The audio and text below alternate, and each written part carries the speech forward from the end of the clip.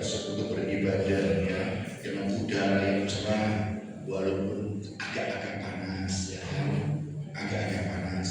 Tapi ini kalau kita tahu panas, puji Tuhan kita sudah merasakan panas. Itu satu pembelajaran untuk kita. Di neraka lebih panas lagi saudara ya. Jadi hidup kita harus lebih benar lagi supaya cukup panas di dunia ini, tapi kita akan sejuk, tenang, damai di surga kekal ya. Ini juga pembelajaran kita semuanya.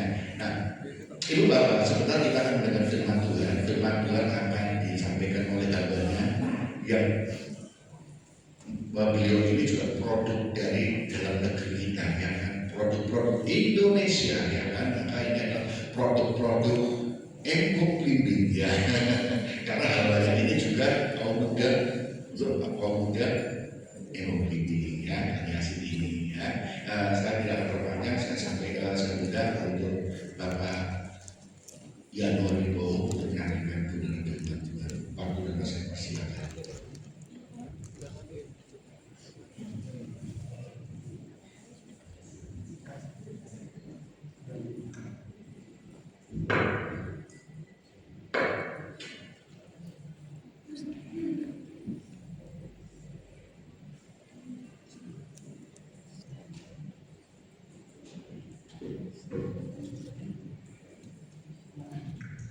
Shalom. Puji Tuhan, selamat pagi Bapak Ibu saudara sekalian. Saya senang berjumpa dengan Bapak Ibu sekalian yang setia beribadah di tempat ini. Saya percaya Tuhan memberkati kita, amin. Dan saya sampaikan terima kasih kepada Bapak Gembala dan Ibu Gembala yang telah mengundang saya untuk menyampaikan firman Tuhan pada pagi hari ini. Saudara, di tengah-tengah segala situasi dunia yang serba tidak menentu ini, di tengah-tengah gelora dunia ini, di tengah-tengah tekanan-tekanan yang kita alami saat ini, kalau saudara ada, saya ada, ini semata-mata karena kasih kemurahan Tuhan. Ini semata-mata karena karya Tuhan yang begitu luar biasa dalam hidup ini. Kalau kita menyadari saudara, apapun yang terjadi, apapun yang kita sadari dalam hidup ini semata-mata karena karya Tuhan yang begitu besar dalam hidup ini, karena pemeliharaan Tuhan dalam hidup ini. Amin, saudara. Saudara, kita tidak bisa pernah sombong untuk segala perkara. Kalau kita bisa, kalau kita mampu, kalau kita cakap, ini semata-mata karena karya Tuhan dalam hidup kita. Sekalipun Tuhan izinkan kita melewati masalah, sekalipun Tuhan izinkan kita melewati pergumulan dan penderitaan, namun karya Tuhan jugalah yang akan menyempurnakan kita di dalam segala kemuliaannya. Amin. Saudara, pagi hari ini tema firman Tuhan yang tidak saya sampaikan adalah meraih masa depan yang penuh harapan. Meraih masa depan yang penuh harapan. Mari kita buka Alkitab kita. Saya akan membaca dari kitab Yeremia pasal yang ke-29. Saya akan membaca dari ayat 11 sampai ke 14. Yeremia pasal 29 ayat 11 sampai ke 14. Demikian firman Tuhan. Sebab aku ini mengetahui rancangan-rancangan apa yang ada padaku mengenai kamu, demikianlah firman Tuhan, yaitu rancangan damai sejahtera dan bukan rancangan kecelakaan, untuk memberikan kepadamu hari depan yang penuh harapan. Dan apabila kamu berseru dan datang untuk berdoa kepadaku, maka aku akan mendengarkan kamu. Apabila kamu mencari aku, kamu akan menemukan aku. Apabila kamu menanyakan aku dengan segenap hati, aku akan memberi kamu menemukan aku. Demikianlah firman Tuhan. Dan aku akan memulihkan keadaanmu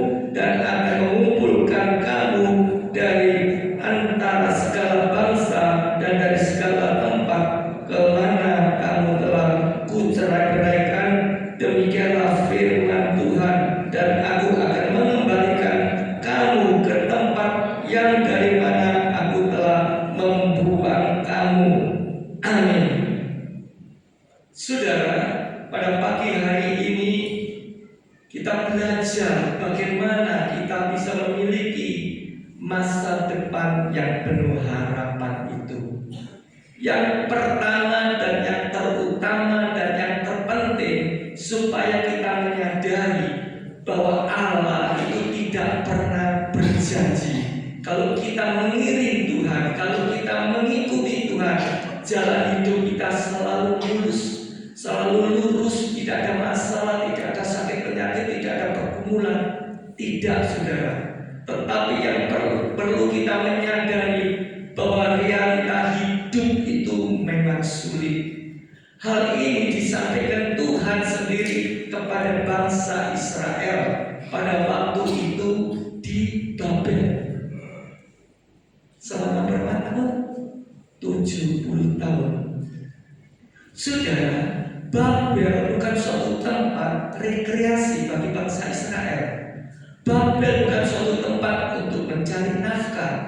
Babel bukan suatu tempat yang indah dan yang enak bagi bangsa Israel. Tetapi Babel adalah suatu tempat di mana bangsa Israel ditawan, disiksa dan dihina. Dan tidak kebetulan nama Babel artinya kekacauan. Kekacauan. Ini menggambarkan apa? Ini menggambarkan dunia yang kita diami ini penuh dengan kekacauan. Kalau saudara melihat berita-berita baik di televisi, baik di HP saudara, di YouTube, di Instagram, bagaimana kita melihat kekacauan yang sedang bergejolak di dunia ini. Peperangan demi peperangan tidak berhenti antara Ukraina dengan Rusia masih tetap berlangsung. Ini yang terjadi. Antara Israel dengan Iran masih memanas. Bahkan sekarang antara Israel dengan Qatar. Ini yang terjadi. Peperangan demi peperangan. Sesuai penggenapan firman Tuhan pada akhir zaman akan terjadi peperangan. Belum lagi di Muay Thai, di Thailand dengan Kamboja masih bersengketa di perbatasan itu, berperang. Ini loh yang terjadi keadaan dunia sekarang ini. Belum lagi maraknya demo seperti saudara alami baru-baru ini di Indonesia. Berapa kota besar dibakar, dijarah. Ini yang terjadi. Belum lagi terjadi menyusul di Nepal. Wah, di Nepal lebih brutal. Mana presidennya, istri presidennya itu diseret-seret, dipermalukan, bahkan menteri-menterinya ditelanjangi, dilempar ke sungai. Ada di HP saya di YouTube. Ini yang terjadi, luar biasa, bukan? Kekacauan demi kekacauan terjadi. Demo besar-besaran baru-baru ini di Malaysia masih berlangsung sekarang. Di Jepang, di Perancis, dan terakhir kemarin saya melihat di TV, di HP, di Inggris mereka menolak anti-imigran. Bahkan di Australia, di Sydney dan di Melbourne, saya sempat telepon anak saya, Cece jangan keluar hari ini, ada demo di Melbourne. Wes nggak usah sekolah anakku hari ini. Tapi demo di sana itu tertib sudah, menyuarakan suara, nggak bakar-bakaran, nggak jalan-jalan. Ini loh dunia yang kita diami saat ini. Belum lagi musibah bencana alam, banjir di Bali menelan berapa korban. Gempa bumi barusan terjadi di dekat laut di Jember, terjadi gempa bumi. Bahkan BMKG memberi warning, hati-hati, gak lama di tahun 2025 akan terjadi megatrust, artinya gempa yang luar biasa yang disertai dengan tsunami dengan kenaikan air laut setinggi 12 sampai 17 meter. Gak main-main. Ini loh keadaan dunia saat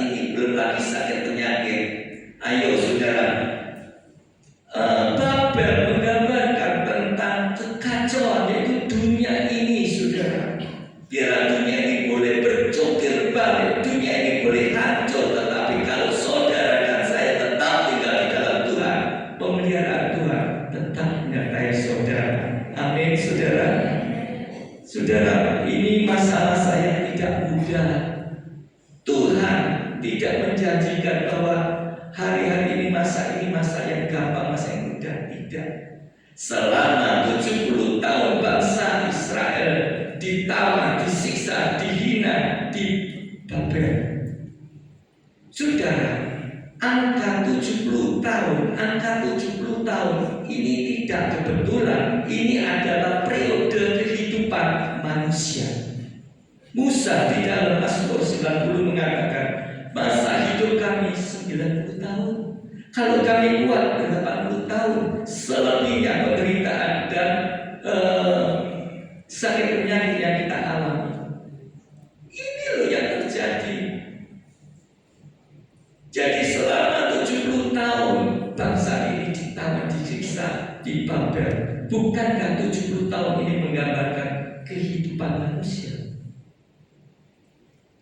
Jadi secara singkat pada pagi hari ini di sini supaya kita betul-betul menyadari bahwa Allah telah menyediakan suatu masa depan yang penuh harapan, dan terlebih kita harus menyadari bahwa realita hidup itu memang sulit, saudara.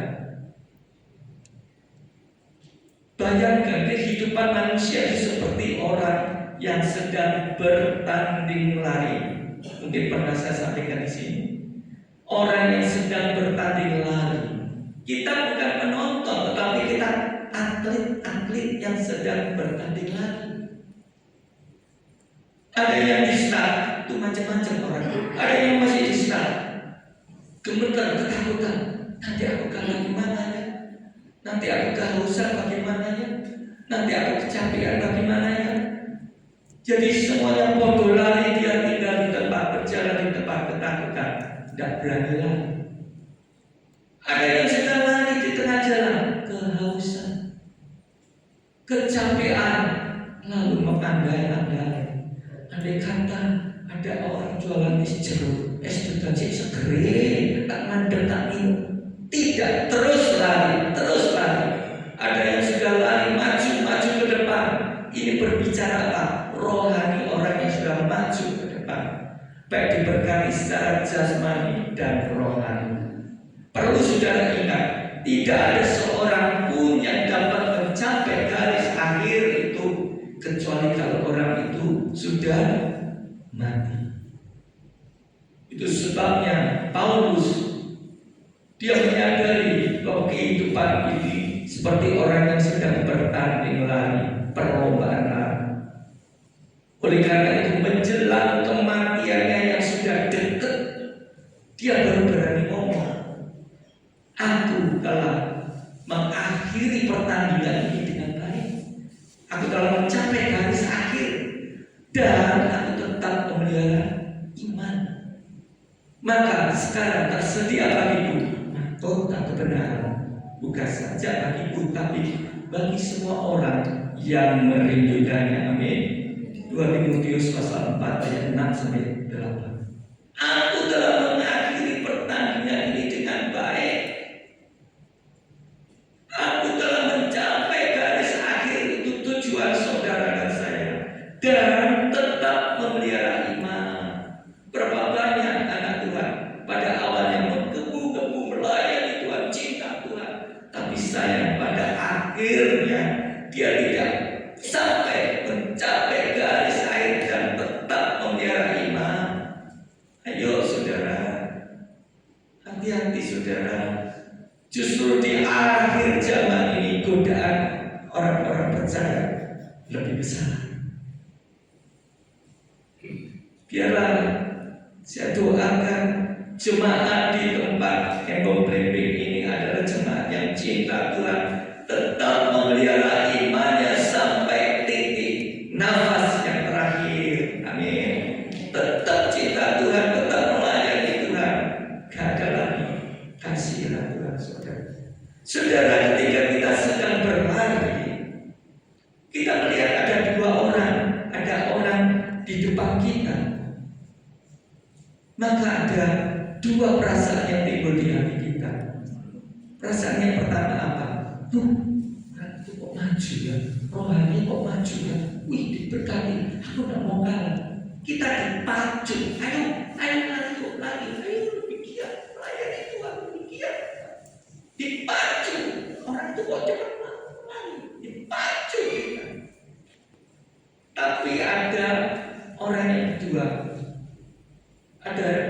perasaan yang timbul di hatinya.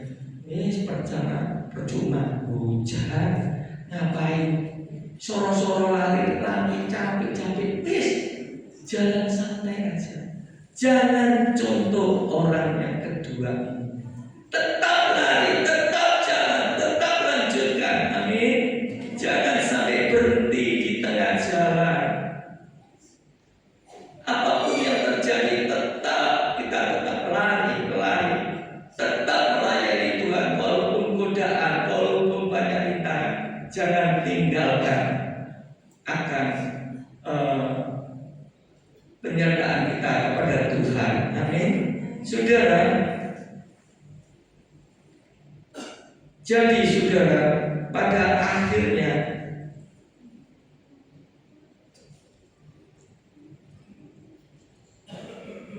apapun yang terjadi, kita tetap melayani Tuhan. Memang di dunia saudara dan saya mengalami aniaya.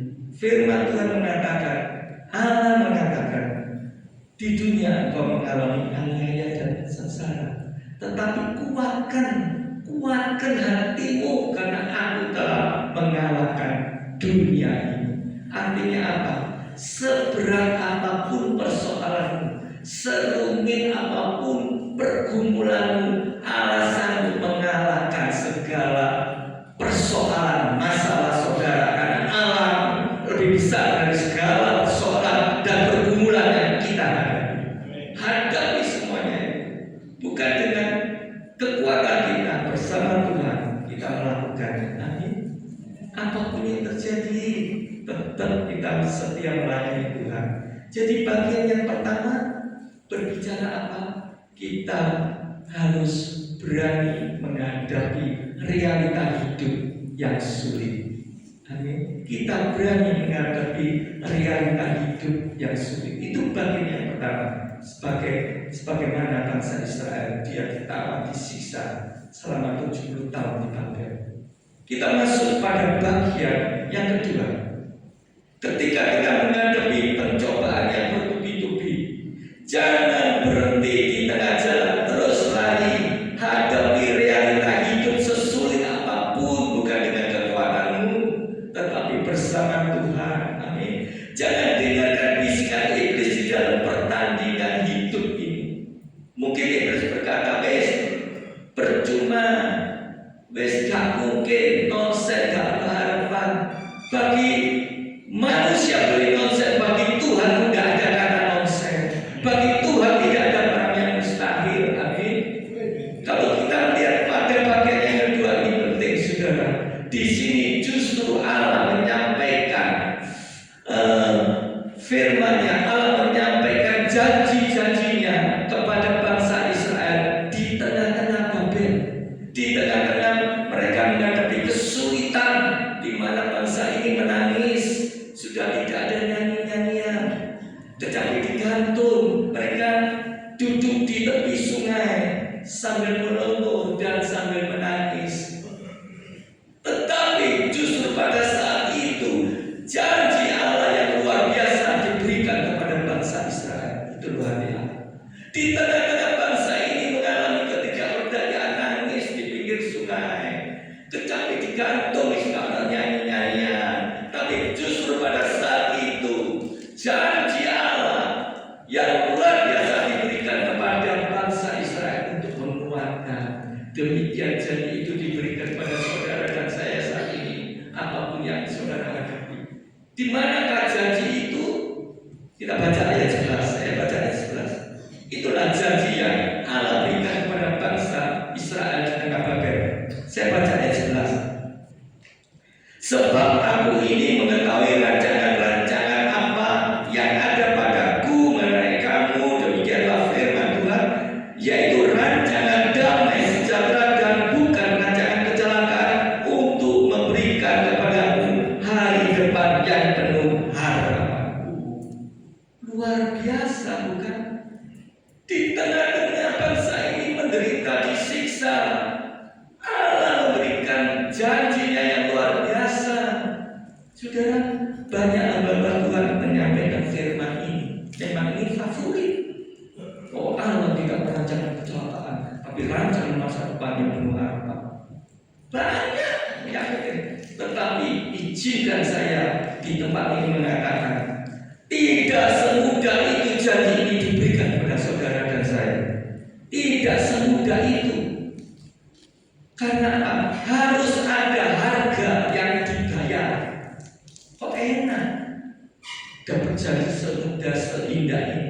Harus ada harga yang dibayar. Di manakah harga itu?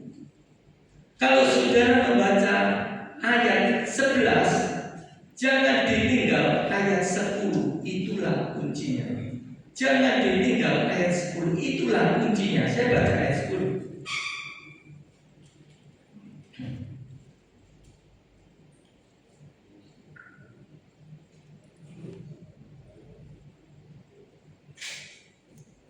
Sebab beginilah firman Tuhan, apabila telah genap 70 tahun bagi Babel.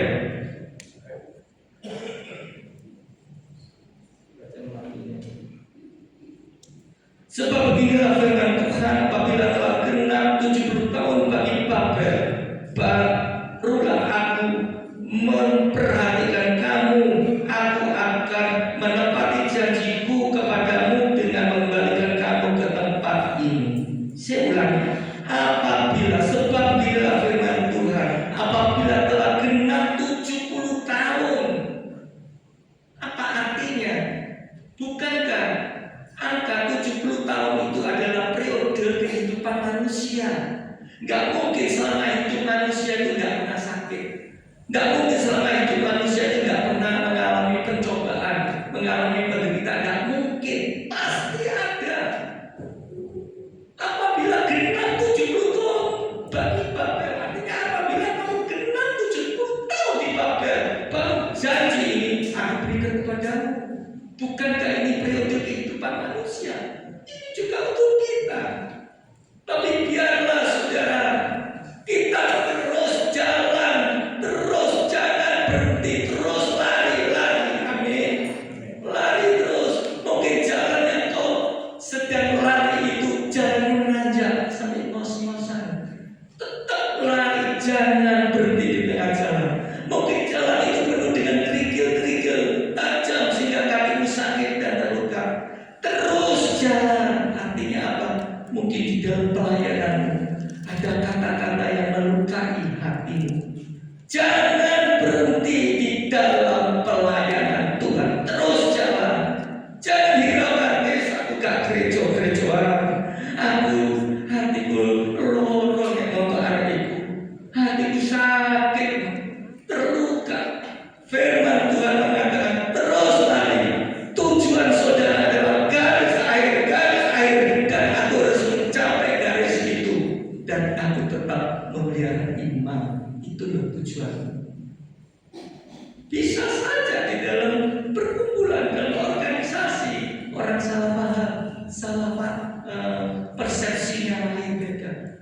Tapi bukan karena itu kita harus meninggalkan Tuhan. Terus layani Tuhan sampai kapan? Nafas yang terakhir. Itu loh. Selama 70 tahun gak mungkin kita gak ngalami masalah. Pasti ngalami, tapi terus jalan. Arahkan pandangan kita kepada Tuhan. Biarlah mata kita tertuju kepada Tuhan, terfokus kepada Tuhan. Tidak ada yang lain. Ada pujian mengatakan, mataku tertuju padamu, segenap hidupku ku serahkan padamu. Mau sudah, terus jalan. Jangan nyanyi toh, terus jalan. Gak kuat aku dia mengalami penderitaan. Terus jalan, tidak ada kata berhenti. Ingat, perjuangan saudara itu mencapai garis akhir. Mungkin dalam pertandingan itu saudara bisa jatuh. Saya bisa jatuh. Saya bukan Superman, orang yang kuat, tapi nggak bisa jatuh. Bisa gagal, bisa. Tapi ayo bangkit toh, lanjutkan. Aku tahu Tuhan, aku nggak berhenti tengah jalan. Aku tahu garis akhir itu tujuanku Tuhan. garis air, dan setelah mencapai garis air, melakukan kebenaran di setiap saudara dan saya. Gak main-main, saudara. Firman itu tajam, memperingatkan kita. Berapa banyak Tuhan mengganggu awal-awalnya karena persoalan, karena ada kesulitan ekonomi, karena pertengkaran atau selisih dengan sesama jemaat atau sesama hamba Tuhan. Wis tak tinggal Tuhan. Firman, tujuanmu garis air dan kamu harus tetap memenangkan. Walaupun kamu jatuh, tujuanmu tetap sampai garis akhir. Amin, saudara. Saudara, bangsa Israel ketika di Babel dia mengalami siksaan, penderitaan, tetapi dia mengaku.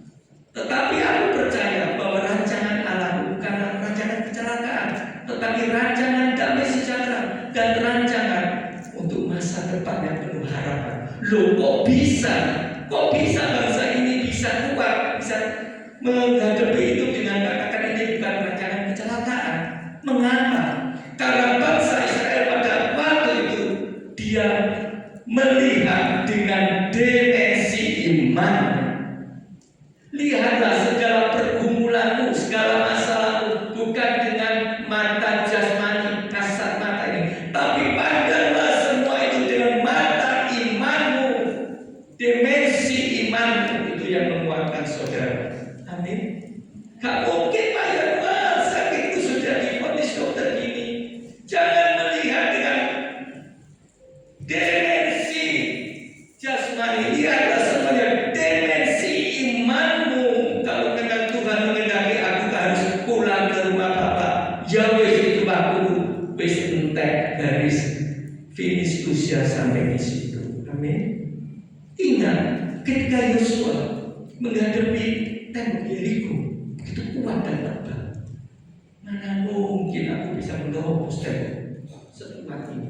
Lalu dia melihat ke atas, oh tentara seperti raksasa gede-gede. Lalu dia menoleh ke orang Israel. Wah, si cili-cili ini kayaknya mulai pulang-pulang bisa menang? Gak akan menang. Tetapi ketika Yosua menghadapi keputusasaan, menghadapi ketidakberdayaan, dia tidak melihat dengan dimensi jasmaninya, dia lihat dengan kasat matanya, gak mungkin tembok setebal ini aku bisa menerobos. Ketika itu dia hanya mengharapkan Tuhan dan dia melihat dengan dimensi imannya. Yosua pasal 5 ayat 13 mengatakan, tiba-tiba berdiri seorang lelaki dengan pedang terhunus. Yosua ketakutan, kapankah engkau akan melawan? Bukan, tetapi aku panglima bala tentara Tuhan, sekarang aku datang. Panglima bala tentara Tuhan dalam bahasa aslinya itu apa? Kurios, Kristus sendiri yang datang menolong saudara. Kristus sendiri yang berperan dalam persoalan saudara. Amin.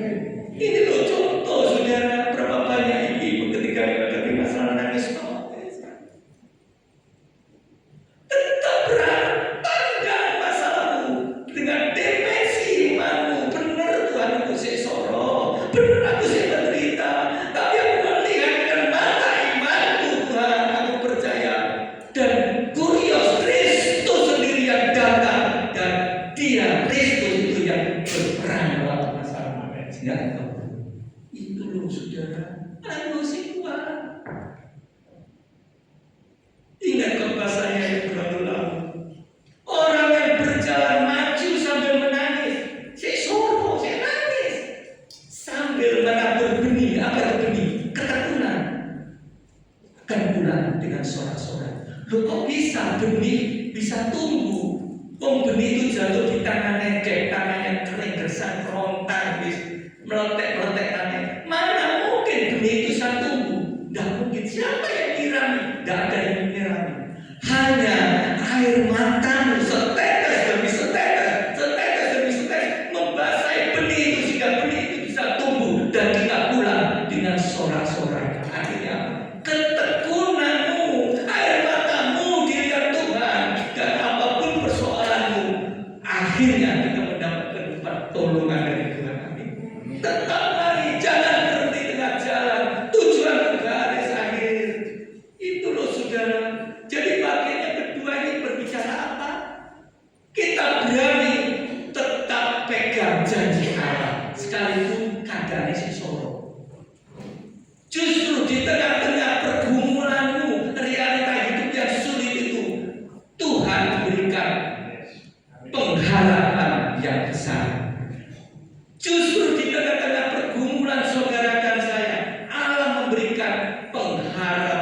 yang besar. Apa sih pengharapan itu?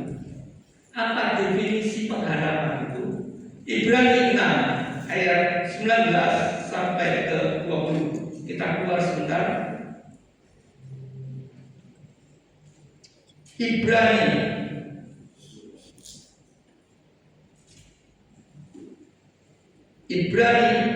6 ayat 19 sampai ke 20.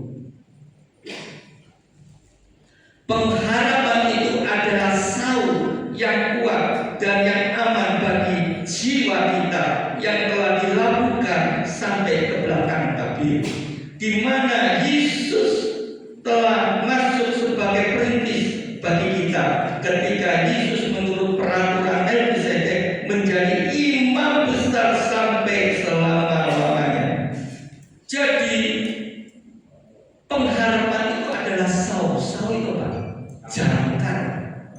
Kalau kapal mau merapat di pelabuhan, pasti mereka melemparkan jangkar. Itu apa? Supaya tertancap di dalam dasar laut. Supaya apa? Ketika ada gelombang, ada aliran air, kapal ini tidak akan terseret. Demikian juga tancapkan pengharapan hanya kepada Yesus sebagai imam besar. Dikatakan saat ini kita tidak ada harapan apa-apa. Tancapkan, tancapkan pengharapan hanya kepada Yesus yang kuat dan aman. Firman benar, tidak ada yang lain. Ayo bangkit ibu-ibu, hapuslah air matamu. Jangan saudara melihat betapa besar masalah sekarang ini, berapa sulit pergumulan yang aku alami. Tapi lihatlah pagi hari ini betapa besar dan dahsyatnya kuasa Allah untuk dapat menolong saudara dan saya. Itu loh kuasa Tuhan. Amin. Ayo sih kuat saudara. Sampai kapan sih kita bisa bertahan hidup? Selama aku masih bernafas, Tuhan, aku tetap melayani Engkau. Engkau yang melihat air mataku, Engkau yang tahu persoalanku saat ini. Hanya Engkau satu-satunya penolong, tidak ada yang lain. Karena pengharapan hanya pada Yesus. Tancapkan pengharapan itu seperti saur yang kuat. Amin. Ingat saudara bahwa kesulitan seperti saya katakan, kesulitan yang kita alami itu adalah cara Allah untuk menguatkan imanmu dan imanku.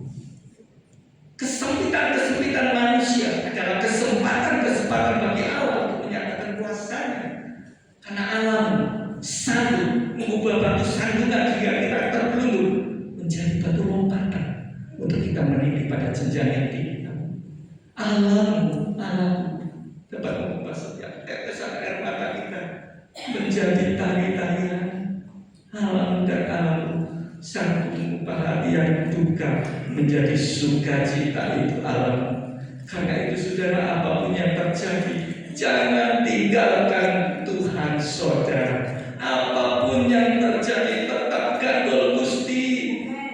Aku tahu Tuhan gak kuat aku, secara manusia gak kuat. Mintalah, maka Tuhan akan memberikan kekuatan bagi saudara dan saya. Amin. Saudara,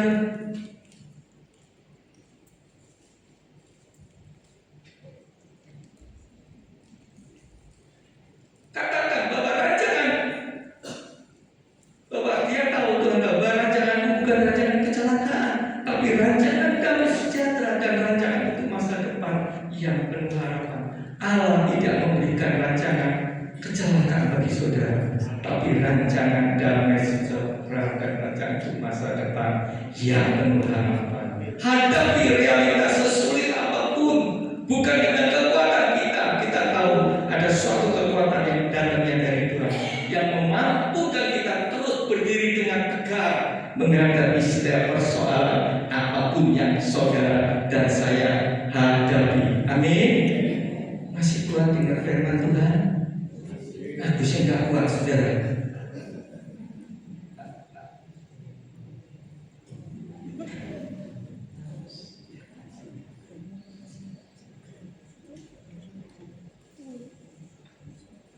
Amin dulu.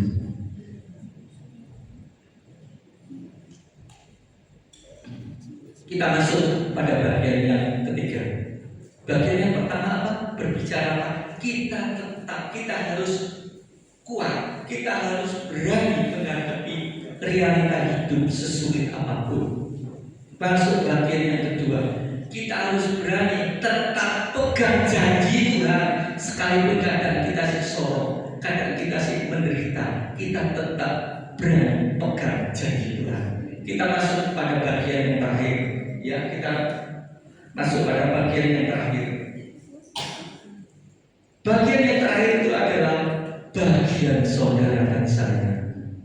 Kalau kita tidak melakukan bagian kita, maka sia-sialah bagian yang pertama maupun bagian yang kedua. Gak ada artinya. Apakah bagian kita? Apakah yang harus kita lakukan? Lihat ayat yang ke-12. Belum dibesarkan, saya akan membahas ayat ini, ayat di sini. Ayat 12. Demikian firman Tuhan, Yeremia pasal 29 ayat 12.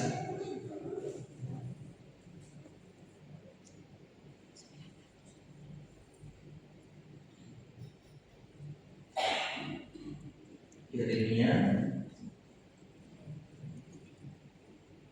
29.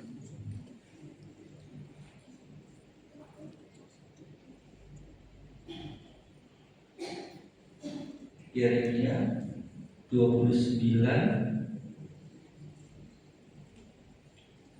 ayat yang ke-12.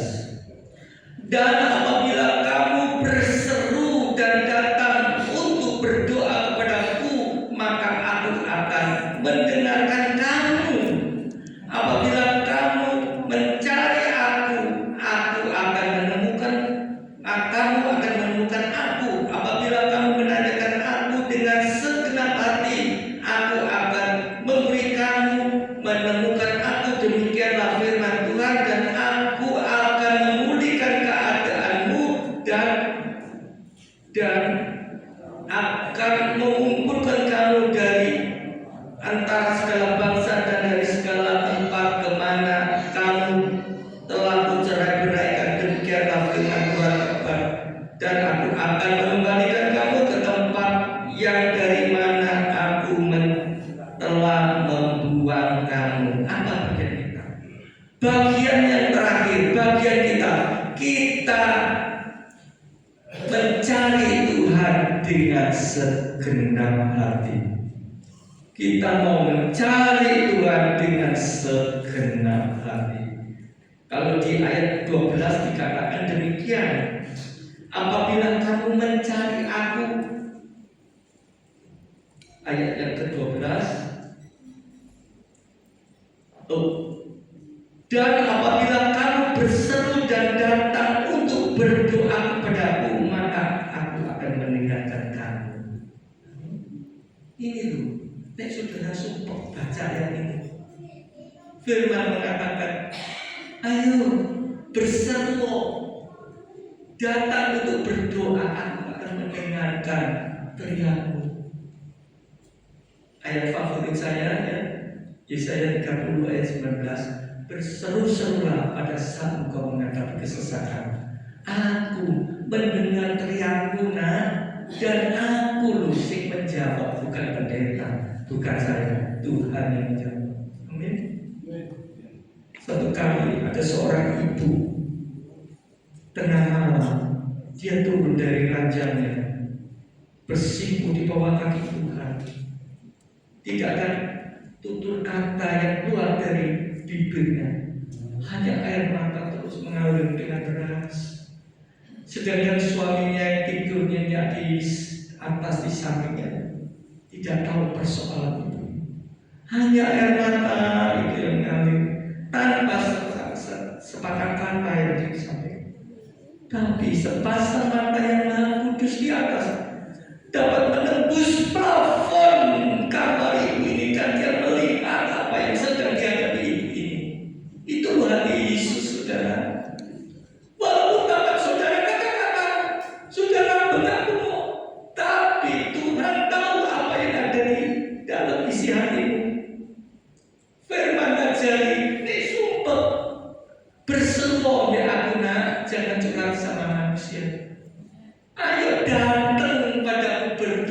aku loh sing tega. Amin. Coba saya akan membandingkan dengan Matius pasal 7 ayat 7. Kita buka sebentar. Matius 7 ayat 7.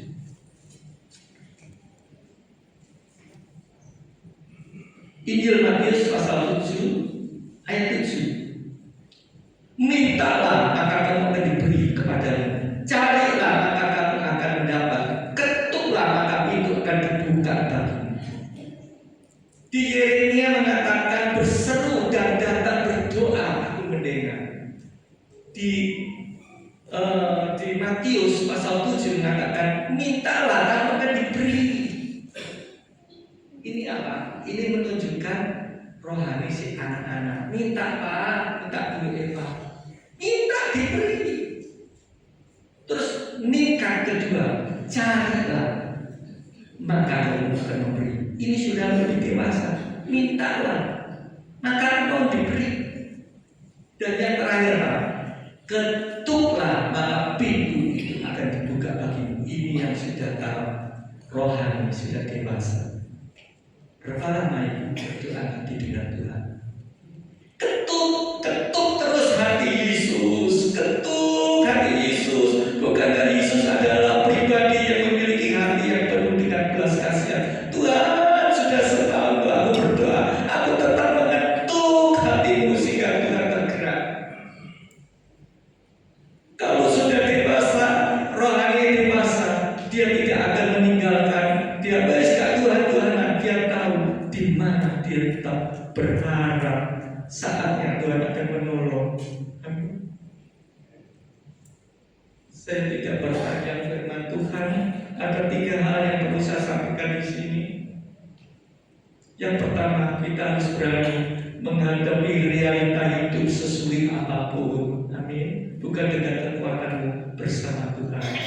Yang kedua, kita harus berani tetap pegang janji Tuhan. Sekalipun keadaan musik solo, keadaan musik menderita, aku tetap Tuhan pegang janji-Mu Tuhan, bahwa Engkau memberikan masa depan yang penuh harapan. Rancangan-Mu bukan rancangan kecelakaan, tapi rancangan damai sejahtera Tuhan. Amin. Dan yang terpenting yang ketiga, biarlah kita melakukan bagian kita. Apa saudara? Mencari Tuhan dengan segenap hati. Mencari Tuhan dengan segenap hati. Saudara, saya manusia biasa. Saya tidak tahu persis apa yang sedang saudara bawa pada pagi hari ini di depan ini. Saya tidak tahu, pasti setiap persoalan ada pribadi masing-masing. Saya tidak tahu. Tapi percayalah, Tuhan ada di sini. Tuhan dekat dengan saudara, bahkan lebih dekat dengan pakaian yang saudara pakai. Walaupun saudara tidak mengucapkan, tapi air matamu, kehancuran hatimu, Tuhan tahu saat ini. Sabarlah, memang kamu di dunia mengalami sengsara dan aniaya. Kuatkan hatimu. Bukan aku yang ngomong firman, kuatkanlah hatimu. Aku telah mengalahkan dunia ini. Seberat-beratnya masalahmu, serumit-rumitnya, aku telah mengalahkan dunia ini. Artinya kuasa Allah lebih besar dari segala persoalan yang kita hadapi. Akhir ini, hapus air matamu Pak. Hapus air matamu dulu. Lihat, Tuhan begitu mengasihi engkau. Kadang semakin sulit, aku tetap pegang janji-Mu Tuhan. Aku tidak melepas Tuhan. Aku tetap lari sekalipun berapa kali aku jatuh. Aku tetap memandang Engkau. Mataku terarah, tertuju kepada Engkau. Tidak ada yang lain. Amin. Walaupun 1.000 orang boleh rebah di sisimu, 10.000 boleh rebah di sisi kananmu, tapi Engkau Allah, Allah yang tak tergoyahkan, Allah yang tetap mengasihi dan melindungi aku. Amin. Dan kita pujikan. Walau 1.000 rebah di sisi, kuatkan apapun yang sedang kita hadapi saat ini. Tuhan mengasihi saudara. Tuhan mencintai saudara. Gak ada sesuatu yang mustahil di hadapan Tuhan. Saya undang singer. Tiada pernah ku